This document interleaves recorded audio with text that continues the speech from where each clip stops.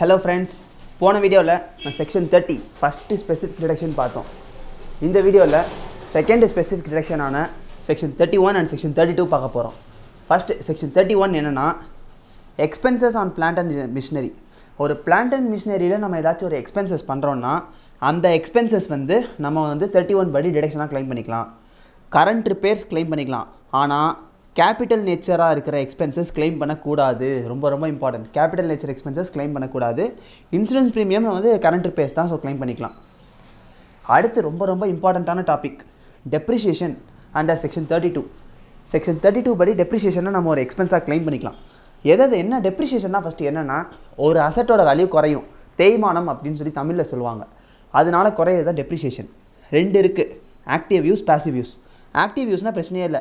நீங்கள் இப்போ ஒரு மிஷினரி வாங்குறீங்க, அதை யூஸ் பண்ணுறீங்க, ஆனால் அது டெப்ரிஷியேஷன் ஆகுது, பிரச்சனை இல்லை. பேசிவ் யூஸ் அப்படின்னா என்னென்னா ஒரு மிஷினரியாக வாங்கி வச்சிட்டோம், சுத்தமாக யூஸே பண்ணவே இல்லை, ஆனால் டெப்ரிஷியேஷன் ஆகும். காரணம், நீங்கள் ஸ்டோரேஜில் அடைச்சி வச்சுருப்பீங்க, அப்படியே போட்டு வச்சுருப்பீங்க, மெயின்டைன் ஆகாது, அது ஒன்று. இல்லை ஒரு மிஷினை வாங்கி வச்சு 10 வருஷமாக யூஸ் பண்ணாமல் திரும்ப விற்றீங்கன்னா அதே ரேட்டில் விற்க முடியாது. ரொம்ப ரொம்ப ஈஸியான எக்ஸாம்பிள் மொபைல் ஃபோன்ஸ்.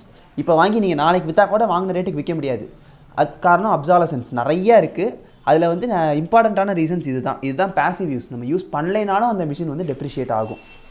இந்த டெப்ரிஷியேஷனை வந்து நம்ம டேக்ஸ் பர்பஸில் என்னென்ன இருக்குது அப்படிங்கிறத பார்ப்போம். ஃபஸ்ட்டு டெப்ரிஷியேஷனுங்கிறது மேண்டேட்ரி டிடக்ஷன், கம்பல்சரியாக வந்து கழிக்கக்கூடிய ஒரு டிடக்ஷன்.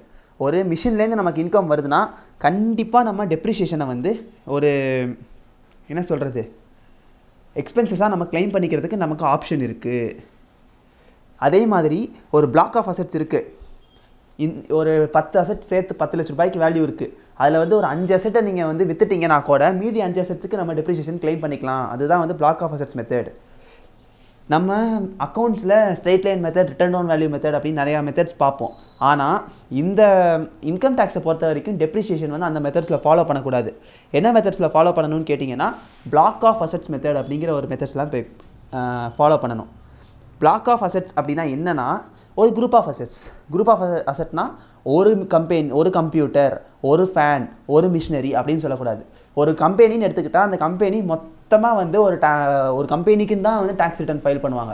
அந்த கேஸில் இந்த கம்ப்யூட்டருக்கு இவ்வளோ டெப்ரிஷியேஷன் அப்படிலாம் கிடையாது. ஒரு 100 கம்ப்யூட்டர் இருக்குன்னா 100 கம்ப்யூட்டரையும் ஒரு பிளாக்காக ட்ரீட் பண்ணி மொத்தமாக தான் பிளாக் ஆஃப் அசெட் மெத்தடில் வந்து ரேட்டில் வந்து நம்ம வந்து டேக்ஸபிள் பண்ண போகிறோம். எப்படின்னு பார்த்தீங்கன்னா கம்ப்யூட்டேஷன் ஃபஸ்ட்டு ஜென்ரலாகவே வந்து இன்கம் டேக்ஸில் ரிட்டர்ன் டவுன் வேல்யூ மெத்தட் தான் ஃபாலோ பண்ணுறாங்க. எந்த ரிட்டர்ன் டவுன் வேல்யூ பண்ணக்கூடாதுன்னு சொன்னேன், ஏன் பண்ணக்கூடாதுன்னு சொன்னேன்னா இண்டிவிஜுவல் அசெட்ஸுக்கு ரிட்டர்ன் டவுன் வேல்யூ பண்ணக்கூடாது. ஆனால் பிளாக் ஆஃப் அசெட்ஸுக்கு ரிட்டர்ன் டவுன் வேல்யூ தான் ஃபாலோ பண்ணணும். அது என்ன ஜென்ரலாக இருந்துச்சுன்னா பர்டிகுலராக பவர் ஜெனரேஷன் ஃபர்மாக இருந்தால் மட்டும் ரிட்டர்ன் டவுன் வேல்யூ கிடையாது, ஸ்ட்ரெயிட் லைன் மெத்தட். எஸ்எல்எம்னா ஸ்ட்ரெயிட் லைன் மெத்தட்.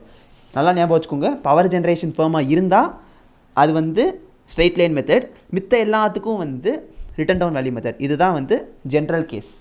கம்ப்யூட்டேஷன் பார்த்துருவோம். அடுத்த வீடியோவில் என்னென்ன ஐட்டத்துக்கு வந்து என்னென்ன எவ்வளோ ரேட்டு அப்படிங்கிறத வந்து நம்ம அடுத்த வீடியோவில் பார்ப்போம்.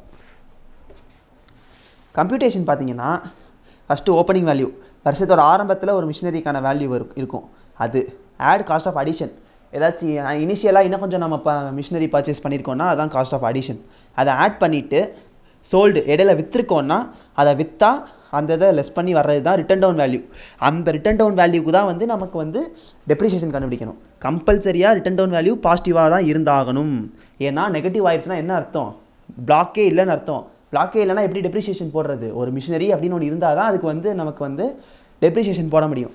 அதுவே நெகட்டிவ் ஆயிடுச்சுன்னா அதுக்கு பேர், நெகட்டிவாக இருந்துச்சுன்னா அதுக்கு பேர் ஷார்ட் டேர்ம் கேபிட்டல் லாஸ்.